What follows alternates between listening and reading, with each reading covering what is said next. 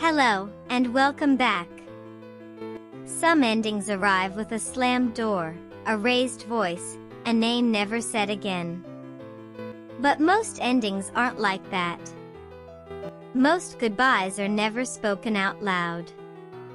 Two people can sit at the same table for years, still married, still holding hands in the photographs, quietly knowing that whatever they had ended a long time ago. This episode is about that kind of ending, the ones nobody announces, and the ones we go on living inside anyway. Think about a couple walking the same path they've walked 100 times before. Their steps still match. Their hands might even still find each other without looking. But somewhere along the way, the conversation changed, shorter, safer, careful. Not unkind. Just distant, in the way a coastline stays visible from a boat that is quietly, steadily, pulling away. Neither of them decided to stop talking. It simply stopped being urgent to.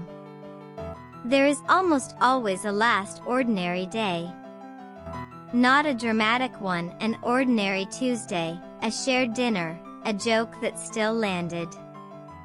Nobody in that moment knows it's the last time it will feel easy between them. Looking back later, people search for the exact day it broke. Usually there isn't one.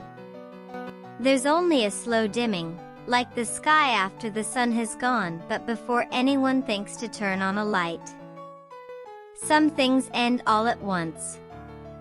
But love, more often, ends the way frost takes a garden, not overnight, but one quiet morning at a time, until you notice the flowers have gone stiff and pale and you can't say exactly when it happened. By the time it's visible, it has usually already been happening for a while. That's part of what makes it so hard to name. There was no single moment to point to and call the end. Distance can grow in a marriage the same way light scatters through tall grass at dusk, in small gaps that seem harmless on their own. A missed dinner here. A joke not shared. A door closed a little too gently. None of it looks like danger. It looks like being tired, being busy, being human. And then one day you look up and there is simply more space between two people than there used to be, and no one filled it. Somewhere in there, though, is usually one small, precise moment, the kind almost too delicate to hold on to. A look that isn't returned. A silence where a laugh used to be. It melts almost as soon as it forms, and most people don't catch it happening. But it's often the moment two people quietly agree, without a single word, that something between them has already changed shape for good. After the harvest, a field doesn't look empty. It looks like something has finished, and something else is beginning underneath the surface you can't see yet. That's closer to what's left after a love like this than any image of ruins. The habits stay. The kindness, even, often stays. What's gone is quieter than all of that, the particular hope that used to sit behind the ordinary days, the sense that this was still going somewhere. Not every ending needs a wall to crash into. Sometimes it's a tide going out slowly, taking a little more each time, until one evening you look down and the water simply isn't reaching your feet anymore. No one dragged it away. It withdrew on its own schedule, the way tides always have, indifferent to whether anyone was ready. You don't fight a tide. You just notice, eventually, that the shoreline has moved.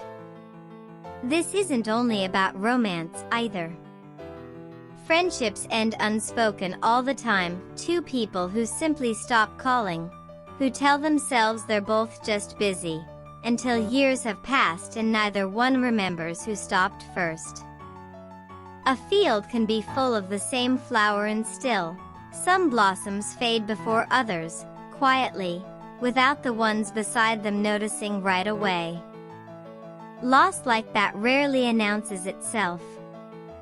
It just gets a little quieter, and stays that way. Somewhere in every ending like this, there's a last time neither person marks. The last time you reached for their hand without thinking about it. The last time a joke of theirs made you laugh for real, not out of habit. You don't get to know in the moment that it's the last one. It looks exactly like every ordinary time before it, which is, in its own way, almost a mercy. There's a particular kind of grief for the things that were never said out loud, no argument to replay, no apology owed or given, nothing dramatic enough to explain to anyone else. Just a quiet, private knowing, carried around like dew on grass in early morning, barely visible unless the light hits it right, and gone completely by the middle of the day, as if it had never been there at all. From far enough away, you can sometimes see a stretch of your own life more clearly than you could while you were living it, the way distant hills reveal shapes that were invisible up close. Looking back, some people can point to the years, even the exact season, when something between them had already quietly ended, long before either of them said so out loud, or did anything about it at all. None of this means every quiet ending is a failure. Some relationships change shape, and that's simply what they were always going to do, grass bending in wind rather than snapping. What matters is whether the people inside it can be honest, eventually, even without a dramatic conversation to force the honesty. Naming a thing doesn't always require speaking it aloud. Sometimes it only requires stopping the pretending, gently, and letting both people finally rest. So if you're carrying a goodbye you never got to say, or one that was never said to you, you're not imagining that it mattered just because no one ever named it out loud. Some endings are quiet because they're small. Others are quiet because they were too large for words, and speaking them would have made them heavier, not lighter.